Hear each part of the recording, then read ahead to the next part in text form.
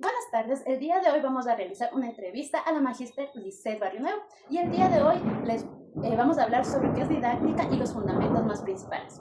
Primera pregunta, ¿cómo definiría usted el saber didáctico y por qué considera que es esencial para el ejercicio docente? Un saludo cordial para todos. Gracias, Nicole. A ver, el saber didáctico es el conjunto de las estrategias, actividades, técnicas que ponemos en práctica en el aula de clase los docentes. ¿Por qué es importante? Porque sin las actividades que nosotros planificamos, pues simplemente no podríamos dar una clase. Es importante conocer qué es la didáctica, cómo se la ejecuta dentro del aula de clase. Ya, muchas gracias. Segunda pregunta, ¿cómo puede un docente seleccionar el modelo didáctico más adecuado según las características de sus estudiantes y del contenido educativo? Primero, conocer.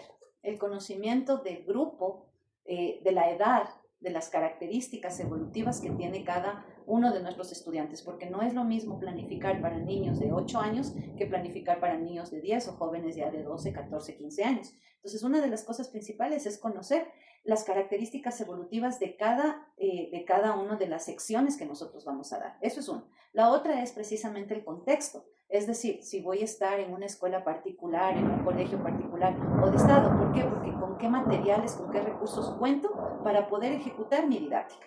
Porque igual no es lo mismo estar en una escuela rural que en una escuela en donde tienen un valor de pensión superior a los $300. Entonces, el contexto donde voy a ejecutar mi práctica docente es muy importante para saber cómo yo incluyo la didáctica. Y tres, las características biológicas que tiene el niño, si es que, o fisiológicas también, porque si un niño tiene algún tipo de discapacidad dentro de ese mismo grupo, entonces qué tipo de discapacidad tiene o qué tipo de necesidad educativa específica tiene. Entonces es conocer las características evolutivas de la edad, conocer el contexto donde se va a realizar la práctica docente y tres, las características biológicas o fisiológicas del niño o del adolescente. Muchas gracias. Pregunta número 3. ¿Qué papel juega la planificación, la evaluación y la retroalimentación dentro del proceso educativo? Yo siempre digo que la planificación es la columna vertebral de la práctica docente.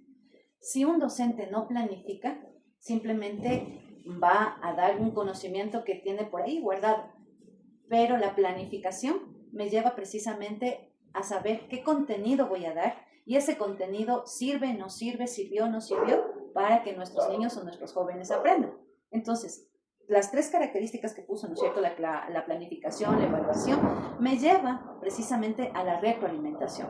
Si yo no planifico, no puedo evaluar. Y si no evalúo, no puedo retroalimentar. Entonces, todo es un proceso que tiene que seguirse. Entonces, es muy importante, vuelvo y repito, la planificación es la columna vertebral de la práctica docente porque sé ahí y me encamino hacia qué quiero conseguir en esos niños o en esos jóvenes. ¿Sí? Y luego, después de planificar y dar mi clase, evalúo para saber si es que llegué con mi conocimiento, si es que aprendieron, no aprendieron, hasta qué punto aprendieron. Y si no, pues tengo que planificar nuevamente para buscar una retroalimentación. Gracias. Pregunta número 4. ¿Qué consejo le daría a los futuros docentes para construir una práctica pedagógica fundamentada de manera crítica y reflexiva? Para yo poder hacer una crítica reflexiva y crítica en mi práctica docente en el aula de clase, primero tengo que conocer las bases pedagógicas. Si un docente no conoce las bases pedagógicas, es como si un padre, así como un sacerdote, fuera a dar misa sin conocer la Biblia. Entonces, lo primero que tiene que hacer el docente es prepararse desde la parte teórica. Para esa teoría es llevarla a la práctica.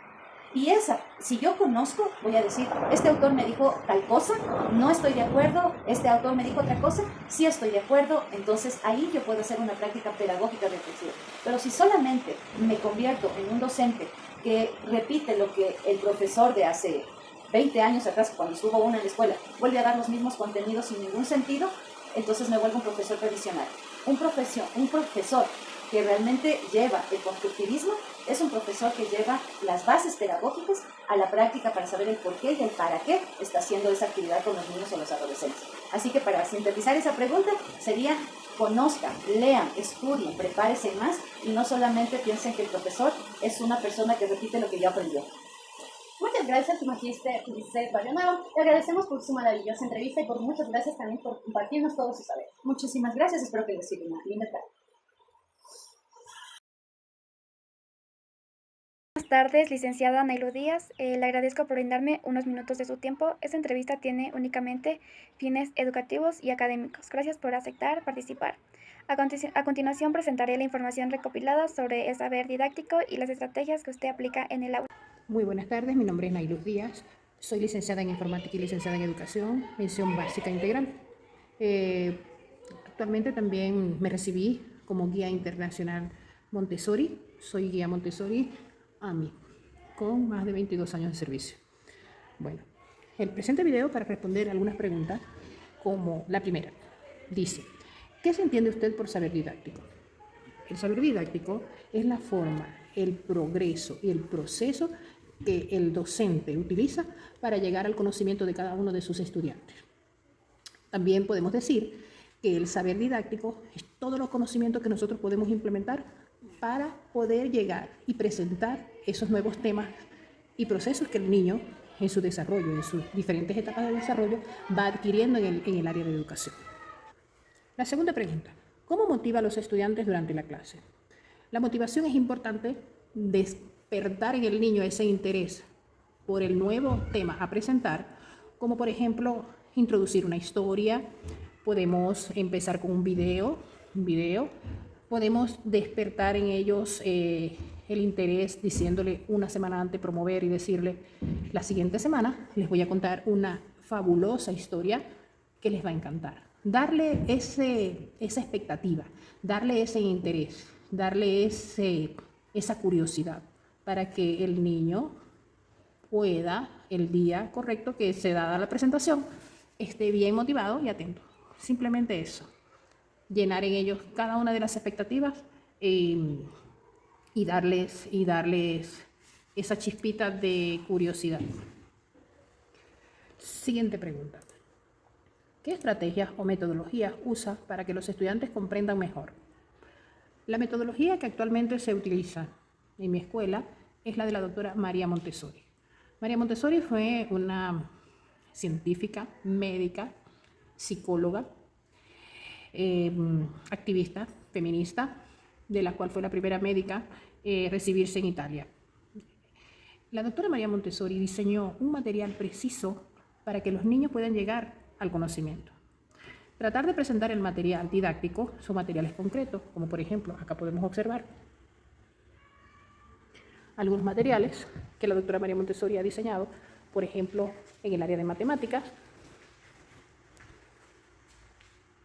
¿Sí? Y así tenemos en el área de geografía, lenguaje, biología. En cada una de las materias, la doctora María Montessori diseñó materiales didácticos, con eso nosotros trabajamos, para despertar el interés del niño. Entonces el niño trabaja con el material y descubre que al mismo tiempo puede estar estudiando las tablas de multiplicar. Entonces la estrategia que nosotros utilizamos son materiales y recursos físicos. Y la metodología es un método holístico experiencial, donde el niño primero experimenta y luego descubre el concepto. Cuarta pregunta. ¿Cómo evalúas si sus estudiantes están aprendiendo? Cuando te da la mayor satisfacción que el niño, por ejemplo, ha repasado y ha revisado palabras compuestas. En el día de hoy una niña me llegó y me dice, me da el concepto. Ellos descubren el concepto, ellos descubren la fórmula. Entonces, hoy a otro niño le preguntaba, mira, anda y practica las palabras compuestas. Entonces los niños con el alfabeto móvil van construyendo palabras compuestas. Por ejemplo, abre latas, sacapuntas, saltamontes, portavasos. Y ellos mismos descubren que las palabras compuestas están unidas dos palabras que al separar, cada una tiene un significado. Entonces, dos palabras que tienen un significado, al juntar, crean nuevas palabras. Entonces, hoy día el niño me llega y me dice, a ver, le mando a otro niño y le digo, anda a trabajar palabras compuestas. Y una niña me dice, sí, mira, anda a trabajar las palabras compuestas. Por ejemplo, puede ser abre latas, puede ser sacapuntas, puede ser girasol. Y las palabras compuestas, recuerda que son dos palabras juntas que forman una misma. Entonces, allí tú te das cuenta que el niño logra darte ejemplos y logra formar un concepto. De esa manera, yo me doy cuenta que los estudiantes, mis niños, están aprendiendo. No es necesaria una evaluación escrita, simplemente en la práctica te lo descubren. Ellos mismos te descubren y te dan todas las herramientas y los conceptos. Bueno, un placer. Muchísimas gracias.